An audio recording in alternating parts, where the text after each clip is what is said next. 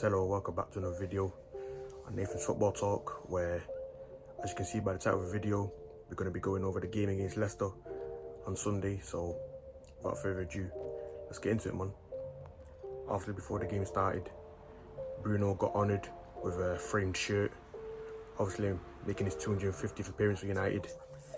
I think that's 156 GAs that he's got now with the club as well. So what a servant he's been, man. What a servant he's been.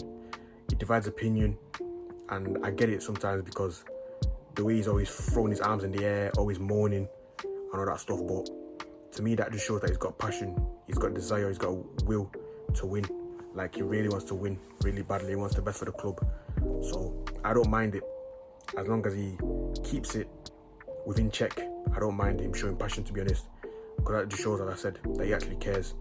And if more of these players show the same desire to want to win, then we'd be a much better team. So I'm happy that he got honoured for his 250th game, and then obviously went on to have the performance that he had. Obviously starting with the first goal, he played a nice 1-2 with Ahmad. We gave him a brilliant back heel, opened up his body, finessed it far corner to make it 1-0 obviously. Hermanson in net, he had no chance. Brilliant finish, brilliant assist from Ahmad as well. Then obviously, I thought he got the second goal, but obviously it turned out to be an own goal by Christensen. But just the fact that Bruno was even willing to bust a lung to get into the box, he showed that desire, that will to want to score goals, to impact the game, to win games. That's what we need to see more of him, man. We need to see him doing more of that, so that in the future we can be successful. And then of course, in the second half, we get the third goal. Garnacho coming off the bench, scoring an absolute screamer in the top bin. Wrapped it, finesse again. Hermanson, no chance. And obviously, the goal has caused a bit of controversy because obviously he refused to celebrate after obviously all the abuse he's been getting on socials and whatnot over the last week or so since the Chelsea game. And then obviously that one fan that thought it would be smart to film him, instructing him how to do his job, basically trying to teach him how to play football as if he's the footballer himself. I'm not gonna lie, some guys, they just take it too far, man. There's no need to do that, bro. He's clearly just trying to get a viral clip out of it, because if he really cared about Garnacho and he wanted to offer him genuine advice, he wouldn't have filmed that, bro. He would have just said it to him man to man. But obviously, in this day and age, this generation, where guys want to film everything for clout and whatnot, he thought it'd be smart to go and film it and then post it on socials. But I'm happy for Garnacho that he responded in the right way with a goal. And obviously, it was nice to see Bruno and his other teammates getting around him, telling him to celebrate, because fans are fans, man. We're going to talk, we're going to do certain things, say certain things, but as players, you should still be able to enjoy, especially when you score a screamer like that. So I'm happy that Bruno got around him and the other players as well, tell him to celebrate. But to pick out individuals who I thought had a good game, starting off at the back, Onana, I think he's been going under the radar this season, man. I think he's having a very good season. Obviously, we got the most clean sheets in the league, which you wouldn't think with how we've been playing, but it's not even defensively that's been our problem. Scoring goals, not being clinical enough, which, funnily enough, since Sanag has left, is what we're doing now. The shackles are finding it off, the players are free, they're expressing themselves and we're scoring goals, but at the back we've actually been alright.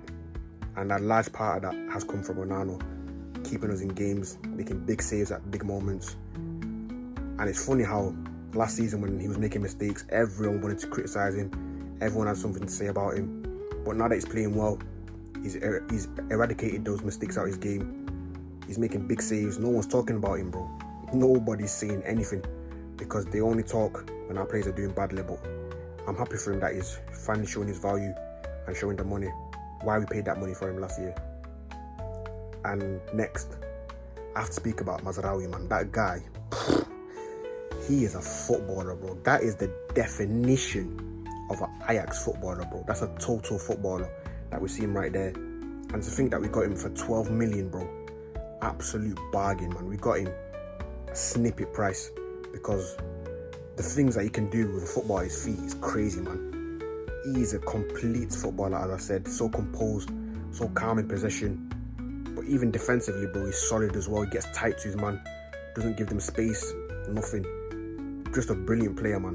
A brilliant player. However, there is one guy though that I need to address.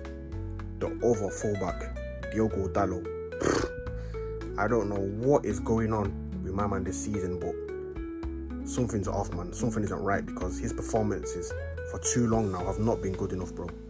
They have not been good enough. And on Sunday, Abdul Fattawu absolutely cooked him, bro.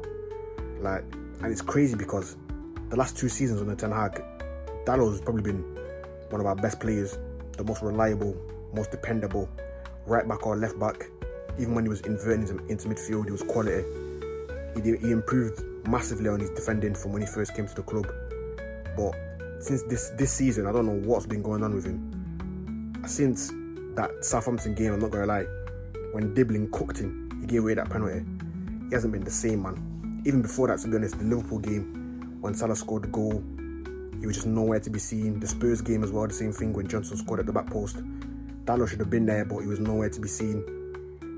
The open net miss against West Ham, like, for too long now, he's not been good enough. I don't know what's going on with him. I don't know if he's tired, if he's run out of battery. I don't know what's going on with him, if he's low on energy, but something's wrong, man. Something isn't right, because the Dalot that we've seen the last 2 years, that's not the Dalot we're getting right now. So hopefully this international break, he can restore himself and come back the player that he once was. And to get into the midfield now, Manuel Ugarte, wow, he had a top game, bro. He had a brilliant game. Obviously, he made 8 tackles, which is the most a United midfielder has made in a single game in Premier League history.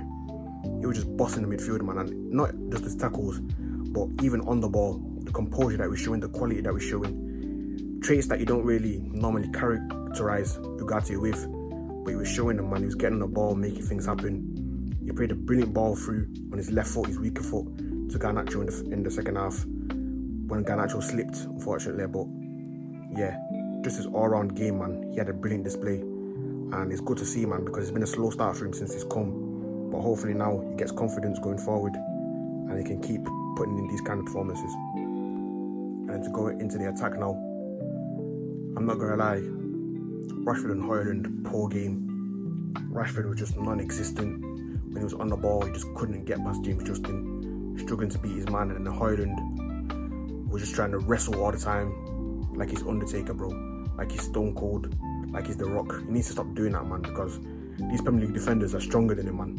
He needs to understand that he's not in Syria anymore or Denmark.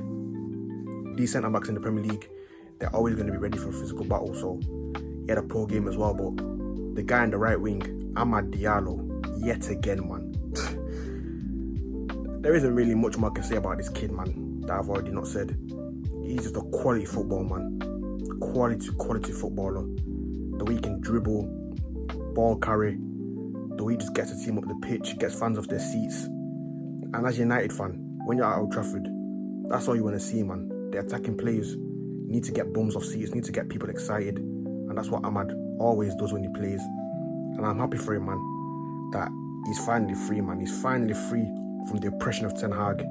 The shackles are off. And I'm happy that Ruud sees what us fans see in him, that he should be playing more, because he's by far our best right winger. By far. He should be starting games, should have been starting games all season. But yeah, I'm happy for him that he finally got to play and he showed his quality once again. Obviously, he got the assist for the Bruno goal, the brilliant back heel. He didn't score, but even if he didn't get the assist, just his overall play, the bits of quality that was showing, the dribbling, as I said, quality display once again, man. So hopefully going forward with Amrim, he can continue to start games in that right forward position. I would prefer him to play there rather than right wing back. I think wing back would be too much defensive work for him to do. He won't be able to show his quality. He'll be taking away the quality that he has up the higher up the pitch. So yeah, hopefully Amrim was watching the game and can see that Amad is the way forward, man. He should be our right forward in that 3-4-3 formation. But of course, this game signalled the end of Ruud's tenure as manager, interim manager. And I'm happy for him, man. I'm happy for him that all the games were at home, so that the fans could give him the reception that he deserves. Obviously a club legend for what he did as a player. And I'm happy that he got this run of games to show what he can do as a manager as well. Obviously he's going to be leaving the club. It's been announced that Amrim won't be keeping him, which is a shame, to be honest. But at the same time, whatever Amrim wants, I'm with. So really, obviously, I wish him nothing but the best in the future, and you never know, maybe one day he might return to the club as full-time manager. But yeah, man, overall, good display from the side. Happy with another clean sheet, of course. Happy that we're scoring goals again. That our players are playing with freedom, expressing themselves, and showing that they're better than they showed under Ten Hag. And obviously, now the Ruben Amorim era started officially.